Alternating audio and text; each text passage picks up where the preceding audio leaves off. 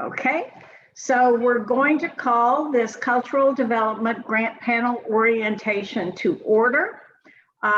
No one expressed a desire to make a public comment. Since we're board members here, this does have to be noticed to be in sunshine law, but no one made any, showed any interest in making a public comment.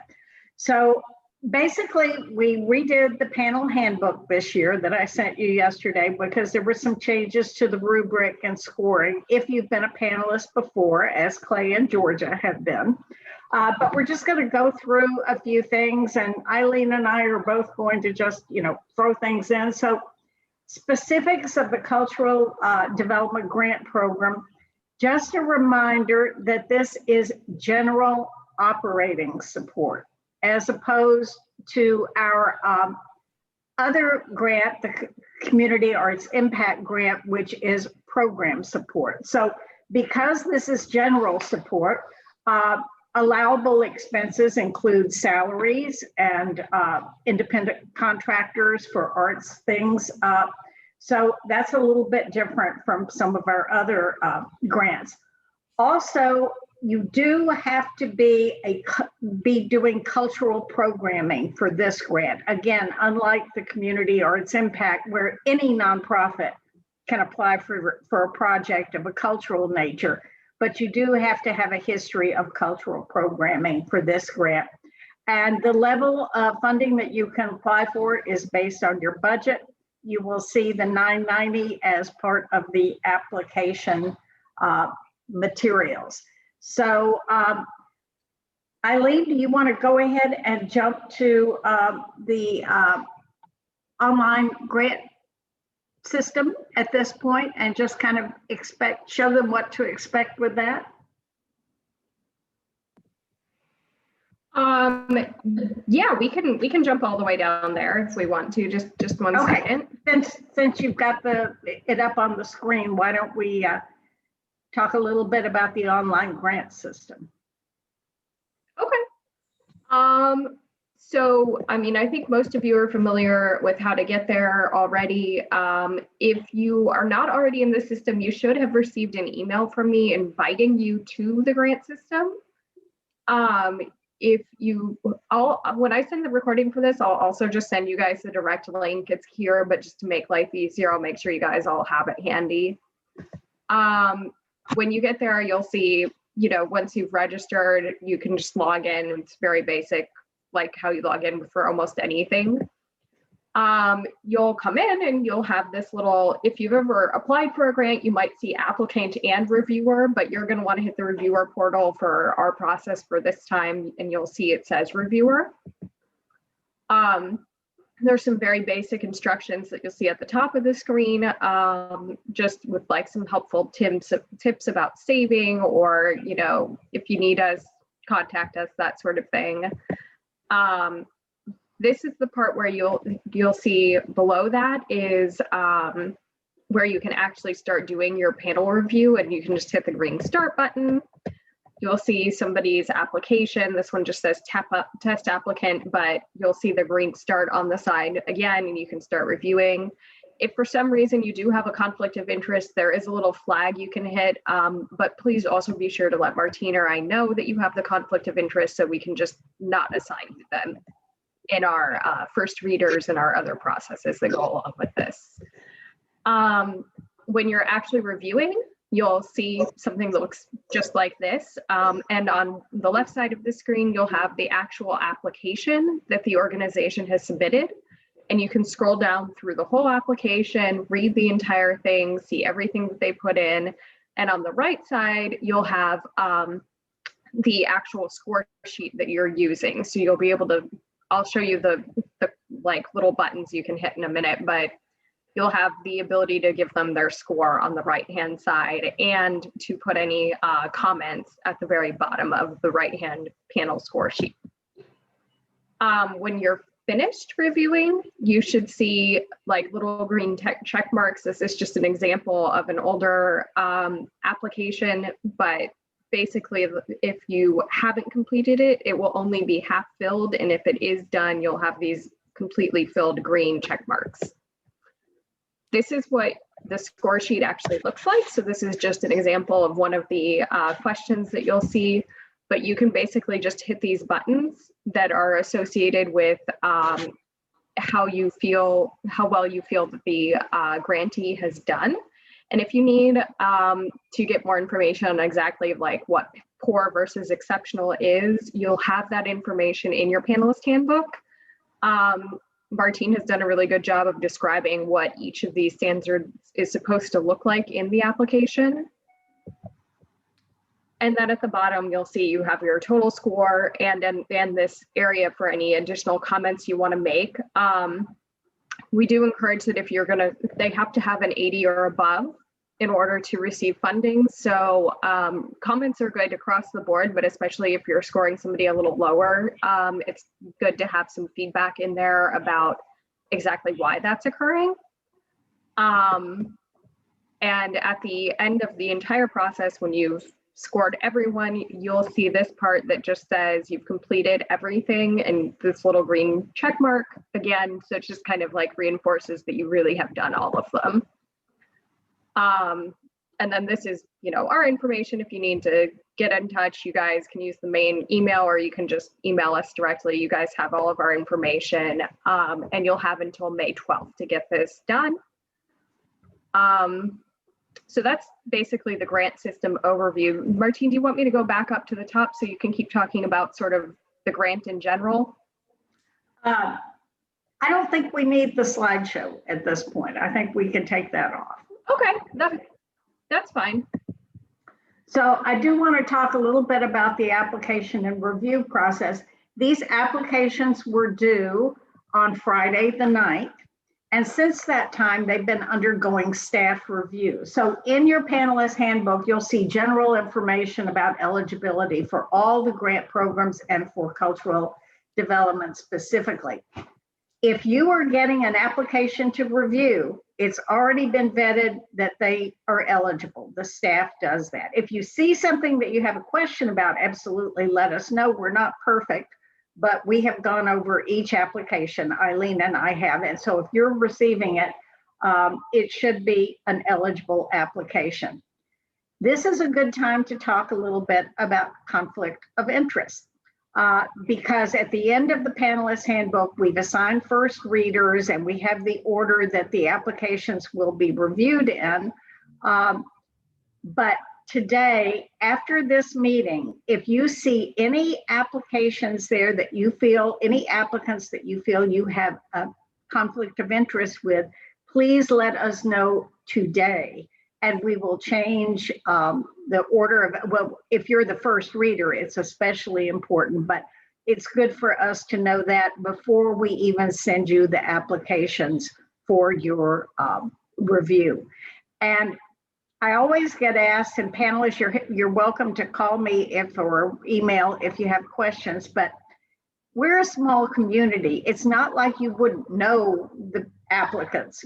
But we're looking for some sort of business relationship. For example, you've been a consultant for the organization and receive pay for doing that. That would be a conflict of interest. Just knowing the executive director or knowing someone on the board is not a conflict of interest. So if you have any questions about that, let us know. But if you could identify any conflicts of interest after the meeting today, that would be great. Reviewing the applications and the first reader process. Each applicant, each panel reviewer will review each application, but we assign a first reader for, and that should be about 4 applications that you're the first reader for. So the first reader completes a more thorough review of each application, paying special attention to what's in the application and related documents. And the first reader should take some notes on that app to share at the meeting. There is no way to put those notes in the online system. We recommend that you just have a little cheat sheet of what you'd like to, and the first readers begin the discussion. So you will sort of give a little background. This is the organization. This is what they do. This is their mission. And a little bit about, what you thought was noteworthy about their application and where you think they could improve, just kind of that. So you start. Then after the first readers report their overall assessment, then there is a discussion among the panelists. Some may agree with you, some may disagree with you. After the discussion on that application, then everyone, the scorekeeper, which is Eileen, will ask for the scores, and we will go in order of the discussion, giving the scores, and then move on to the next application. You will have an opportunity at the end of each group, level 1, level 2, level 3, to change your scores one more time. But that's kind of how the first reader works. It works really well in that it means that not every panelist has to say something about every application, because if it's been covered by the first reader and 2 other panelists, if you have no additional information, you don't have to offer anything. But if you have a dissenting opinion, absolutely, we need to hear from you. But the process moves along a little bit, and it makes it a little more efficient to have the first reader.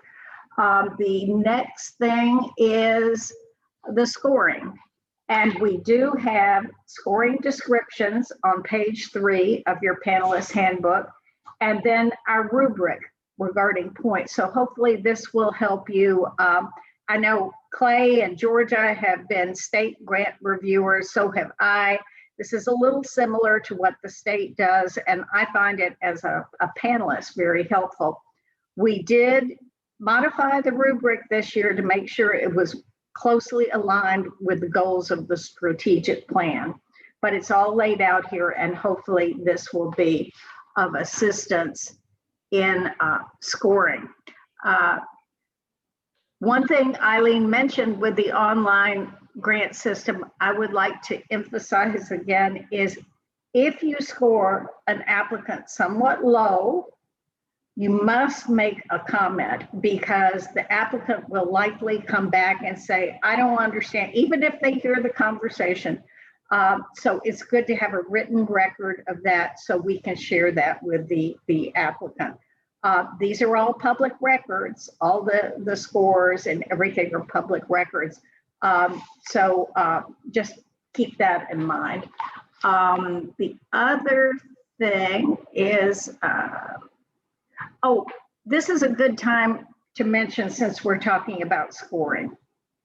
We do have another grant, the Community Arts Impact Grant, that is more suited for smaller, maybe all volunteer organizations. It doesn't require the same level of organizational capacity as the cultural development does.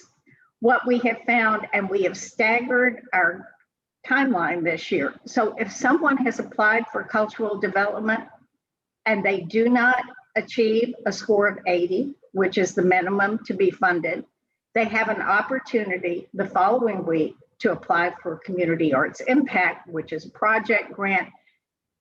It's a lot less onerous of a grant process. So we had numerous occasions when someone did not get the cultural development, they went on to receive the Community Arts Impact Grant.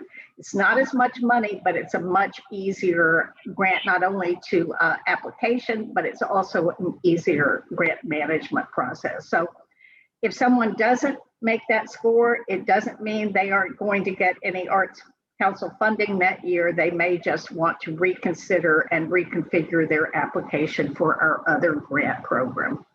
Let's see, again, at the end of your panelist handbook, we have put the application order that we anticipate with the first readers. This will change if you have a conflict of interest. Otherwise, this should be what we use for the meeting. And at the meeting, what happens, first of all, we encourage all applicants and even prospective applicants that have not applied before to attend and listen to the panel adjudicate the grants. This may be the very best way to become a better grant writer, is to hear a panel talk about what they liked about a grant and what they didn't like. So we do strongly encourage that. We typically have a number of people on the line. The grant panel meeting, now that we're doing it remotely, is a webinar. So there's no conversation. The people listening don't contribute to the conversation. This is about listening to the panelists as they adjudicate. But it is, we do send a survey out afterwards and get feedback from this. But we do expect to have a lot of people from the public attending. We typically do. And so when the meeting starts, the facilitator, which is me, introduces the first application. The first reader begins the discussion. Other panelists make comments and discuss. When the discussion is complete, panelists will be called upon to announce their total score, beginning with the first reader. If the score is different from the score previously submitted, and this happens because in a good panel meeting, you're listening to the comments of others, and you may want to change your score.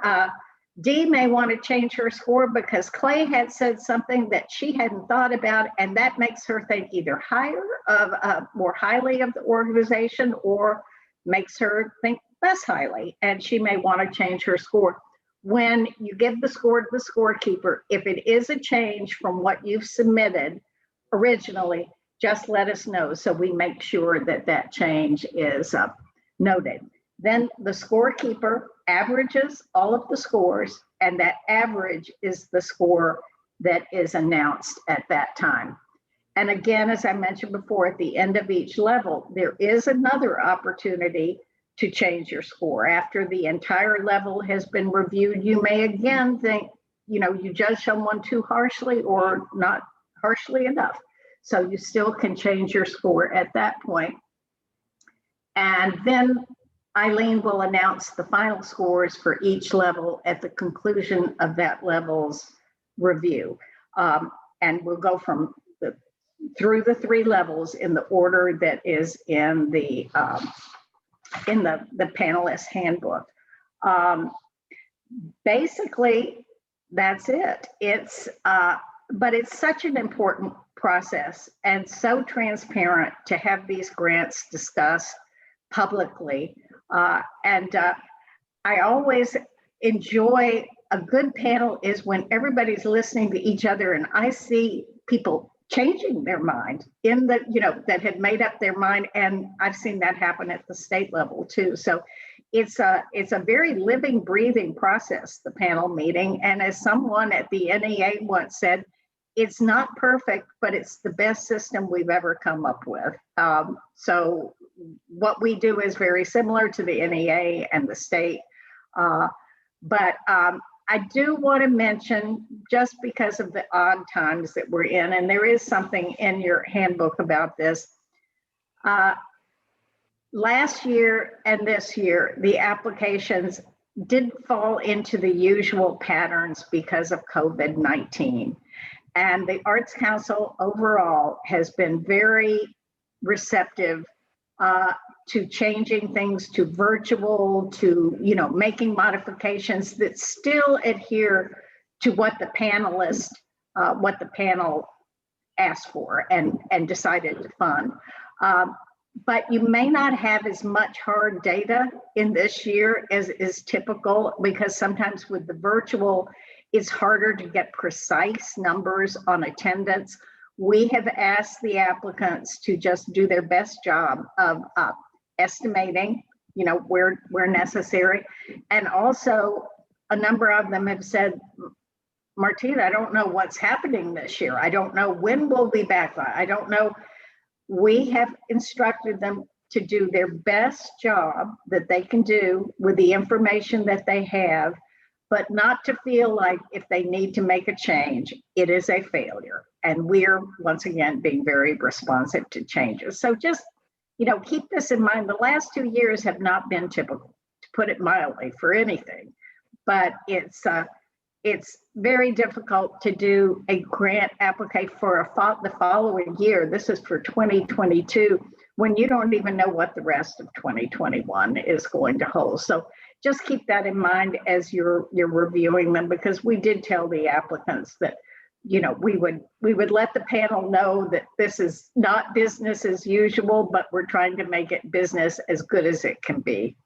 And that's one more thing to add on that note, Martine, is the other item that we had in there is some of them were a little concerned about their budgets looking very different this year too.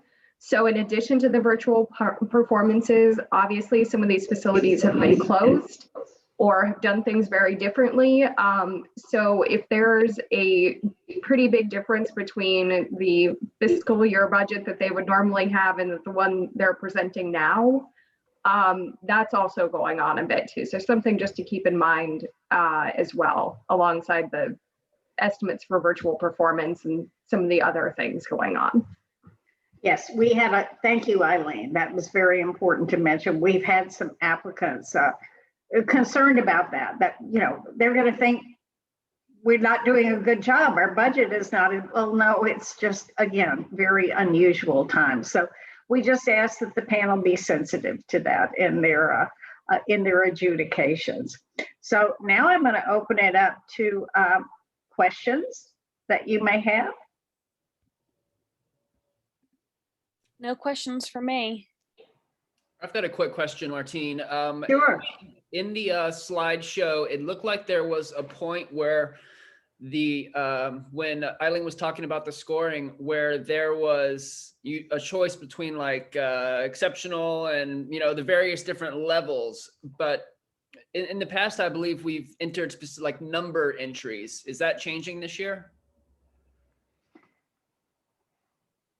Yes. It's like in the slideshow showed exceptional versus average, you know, the various different levels, but not. And if you look on page 3 of your panelist handbook, it gives the definitions for exceptional, strong, and then in the rubric, it kind of shows how to get the points to determine which that is. Yeah, I looked at that and I see what you're saying about it showing each one, but like if I say that something is strong, is that a defined number amount? Because it looks below at the bottom that strong is between 30 and 32. So what number does the applicant receive if I choose strong?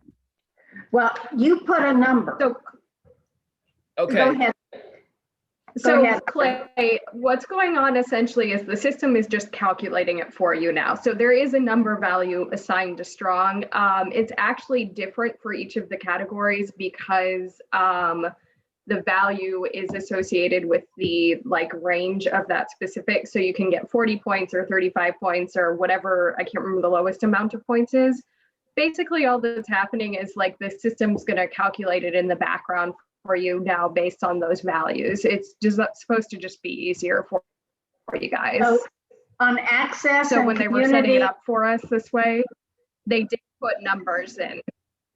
On access and community engagement, if you rate, I'm telling Clay, on access and community engagement, strong is 39 to 42.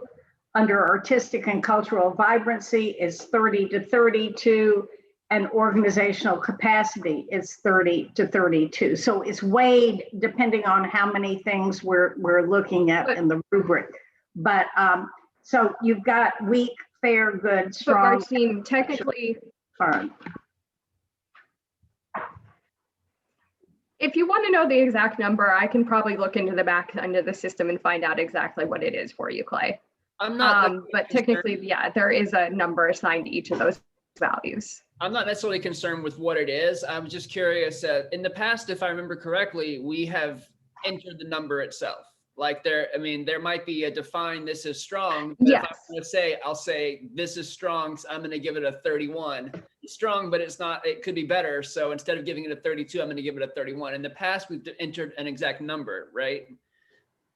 You still have a worksheet to enter the points awarded in the rubric to come up with the points, and then that will correlate to exceptional, strong, good, fair, or poor.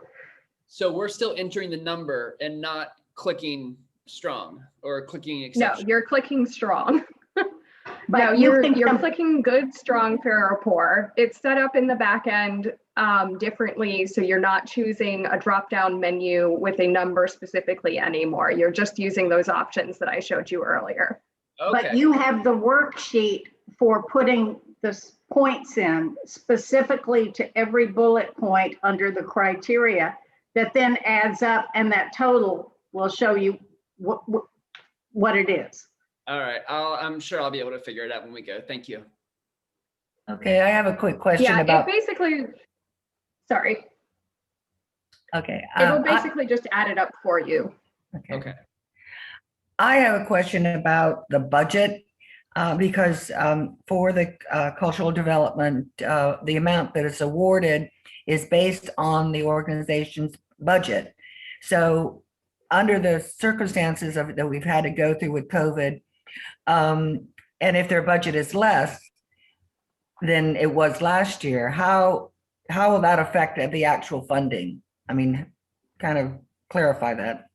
The budget is the factor for whether they're level 1, level 2, or level 3. So that's already been determined. But keep in mind, the budget figure comes from the 990, and frequently, which has to be within the past 18 months. They may not, their most recent 990, they may not have a 990 that's terribly recent, like within the past 6 months. It will be whatever their last 990 was. In the case of one of our applicants, they put themselves as level 2, which is up to prior year revenue up to $399,999. And in our staff review, Eileen and I looked, and their most recent 990, they were at 420,000. So I called and said, and they said, well, that was the year before, that's our most recent 990, but this past year we dropped under 400. That doesn't matter because we base the budget on the most recent 990 on the revenue thing. So we changed them so that they are now in level 3. So this, we've already looked at that, but basically it is the number that's in your 990 determines what level you are, and the level level 1's up to 15, level 2's up to 20, and level 3 is up to $25,000 possible. Typically, nobody gets that full amount just based on the funding available and the number and the, doing the funding formula, but that is what they're allowed to apply for, up to that number. All right, thank you.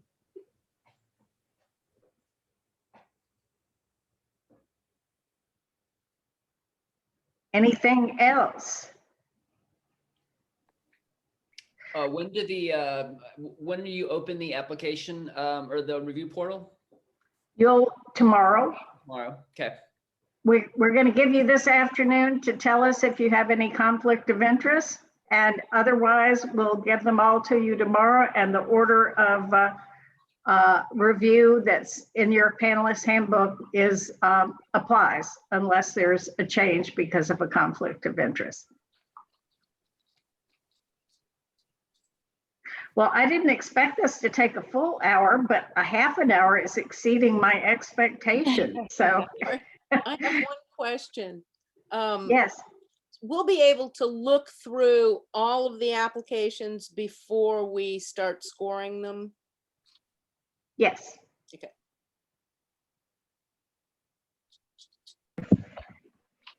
Yeah, you'll see them all listed. So if you want to, you should be able to do that pretty easily. You can take a look at all of them, just clicking into each one, or you can go into one, score it, and then use like a little arrow to go to the next one, score it, and keep going. So really, however you want to do this. Okay. So Eileen, they can score it without their scores, without finalizing it, right? Can they? Yeah, you can also just save it and go back to it. When you hit mark as complete, you're saying it's finalized and like you're good. But really, you don't have to do that until you're very comfortable with how you want your scores to be. And I will tell you, that's what I did when I was at a grant panelist for the state this past year. I went through and then after I'd seen them all, I went back through, and that changed my perspective on a few. You know, when you see the totality, as opposed to the first one you look at by itself in isolation. So if you would like to do that, that is allowable, and that's a way to, you know, do a preliminary scoring, and then when you've seen them all, go back in and, you know, revisit and, you know, finalize things. That worked well for me with the state grant, but however you want to do it, we leave it completely up to the panel.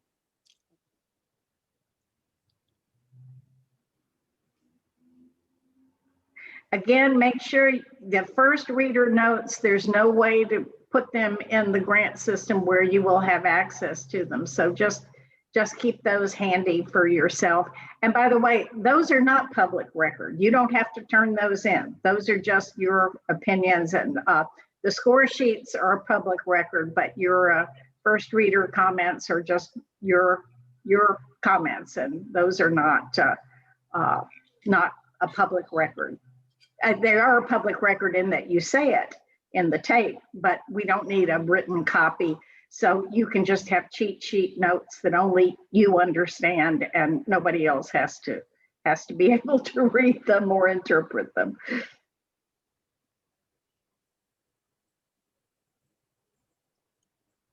And we do tape the grant panel meeting, and it's available for applicants that can't attend in person to watch afterwards to see how they did. How they were scored.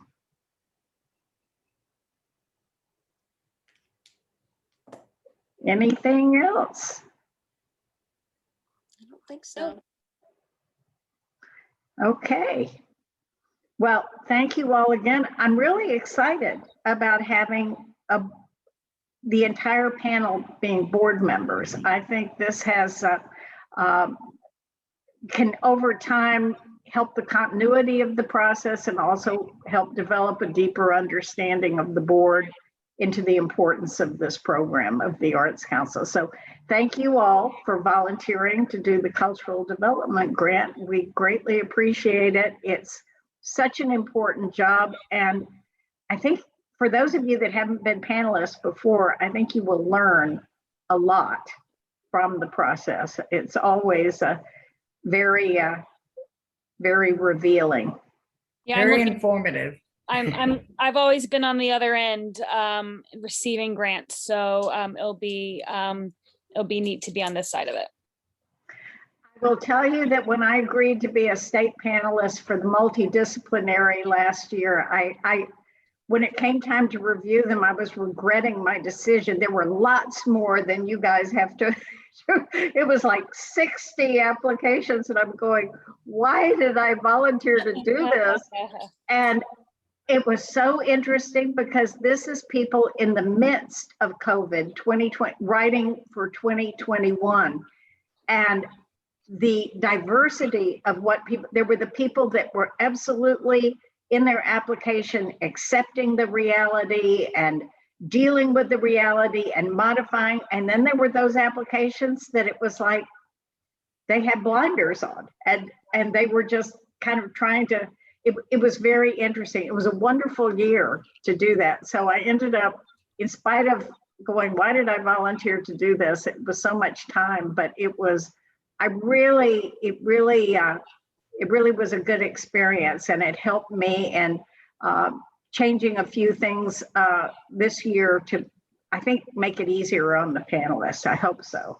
I hope so, because we don't want this, it's nice enough of you guys to volunteer, but we don't want it to be an onerous process. We want it to be as simple as possible. It's a very good learning experience. And thank you very much, Martine, and Eileen for making it online. I really appreciate it. I used to bring home boxes from the Arts Council to review grants, boxes of written grant apps. What a pain. That was one of the first changes I made when I got Georgia. I was a Hillsborough Arts Council grant panelist in 2007. Oh, my gosh. When I was the executive director of the Sarasota County Arts Council, they asked me, and I remember they mailed me the box, and I remember it took up my whole living room and digging through and trying to find the tape that was the supplementary material for the application that you were reading. Oh, my gosh. I personally experienced that. So I think everyone has been happy with the online. Our applicants as well as panelists have appreciated. I think it makes the panelists' job a lot easier. Absolutely. Thank you. Well, thank you all. Without the panelists, the online wouldn't do us any good whatsoever. So we have to have volunteers like all of you. So thank you all very much. And please, the bottom line here is you know how to reach both Eileen and me, and we are here to help. Just, send us an email. Anything bumps in the road you come across, we'll be back in touch with you very quickly so we don't hold you up. Thank you. So just let us know today if you have a conflict of interest. Otherwise, it's full speed ahead. Great. Thank you all. Thank you. You. Bye. Bye, everyone. Bye. Bye.